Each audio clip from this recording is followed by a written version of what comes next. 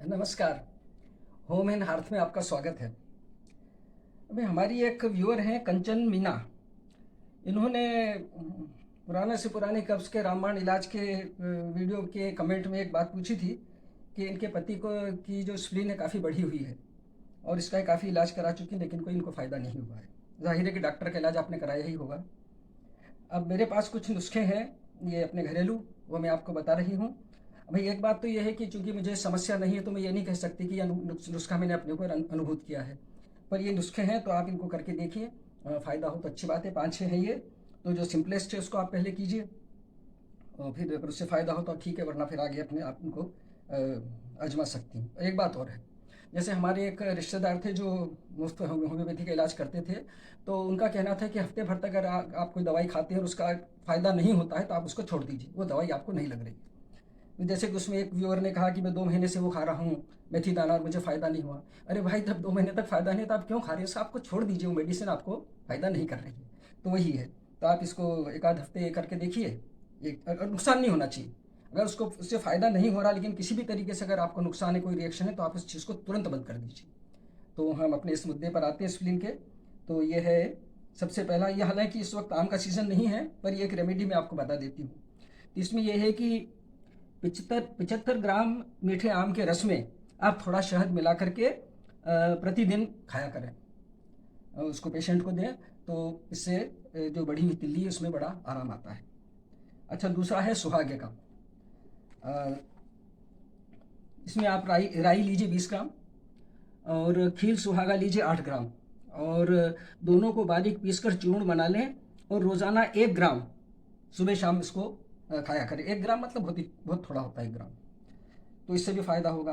अच्छा, अब आप कहेंगे कि सुहागा खील क्या होता है? अगर आपको पता नहीं है तो मैं बता देती हूँ कि आप सुहागा लाइए और उसको गर्म तवे के ऊपर रखिए, उससे वो पिघल जाएगा और उसके बाद जब वो ठंडा हो जाता है तो उसको खुरच के कूट लीजिए, तो वो सुहागे की खील हो गई। इसी तरीके से फिटकरी की खील भी बनाई जाती है। जब कहा जाएगा कि खील फिटकरी, तो मतलब उसको आपको इसी तरीके से करना है। या आपको किसी दुकान में खील की हुई सुहागा या फिटकरी मिल जाती तो आप वो भी ले सकते हैं। तो इसमें आपको 20 ग्राम राई में 8 ग्राम खील सुहागा मिला करके और इसको मिला करके फिर थोड़ा लेना है आपको 1 ग्राम रोजाना, प्रातः व सायं। मूली के पत्तों के रस के साथ लेना है। मूली के पत्तों का रस निकालिए और उसके साथ इसको लेना है 1 ग्राम। दूसरी हमारी रेमेडी हो गई। अब तीसरी है रीठे की रेमेडी। तो रीठा हुआ जिससे हम बाल वगैरह धोते हैं शिकाकाई वगैरह के साथ में, तो रीठे का छिलका ले लीजिए 1 भाग और एक ही भाग लीजिए हरड़ का छिलका। हरड़ बहेड़ा आंवला जो होता है, हरड़। और इन दोनों को बारीक पीसकर मिला लीजिए और शहद मिला करके 4 ग्राम, शहद इसको मिला करके 4 ग्राम। अब 4 ग्राम ऐसा है कि ये जो छोटा चम्मच चम्मच होता है ना हमारा चाय वाला, तो अगर उसको लेवल फुल आप रखेंगे तो 5 ग्राम होता है। तो उसी से आप माप कर लीजिए कि कम करना है ज़्यादा करना है, तो अंदाज़ा हो जाएगा। तो उसको आप शहद मिलाकर 4 ग्राम आपको रोज़ाना खाना है। अब इसका असर क्या होगा कि दिन में 3 दस्त होंगे, रोज़ाना 3 दस्त होंगे और उससे जो है वो खारिज होकर निकल जाएगा, चाहे वो पीलिया की गर्मी हो या ये तो हो जाता है। अब इस बात से आप घबराइएगा मत कि 3 दस्त क्यों हो रहे हैं। हाँ, उससे अगर ज़्यादा समस्या कुछ होती है तो आप इसको फिर बंद कर दीजिए। अच्छा, इसके बाद घी क्वार माने एलोवेरा। तो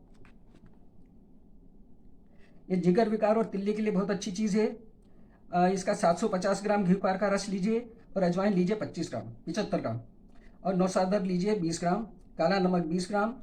बोतल में भरकर 4-5 दिन तक धूप में रखें। दिन में 2-3 बार आप इसको हिला दिया करें। बढ़ी हुई तिल्ली को कम करने और जिगर तथा पेट की शिकायत के लिए बहुत बढ़िया है। इसको आपको 8 या 10 ग्राम दिन में 3 बार लेना है। 8 ग्राम में वही कीजिए, आप छोटा चम्मच आपने ले लिया भर के और फिर 1.5 चम्मच ले लीजिए करीब, छोटा जो चाय का चम्मच होता है, तो आपका 8 ग्राम हो जाएगा। इसको आपको दिन में 3 बार लेना है। अच्छा, दूसरा एक और है, घी क्वार का रस लें 75 ग्राम और पिसी हुई हल्दी 2 चुटकी।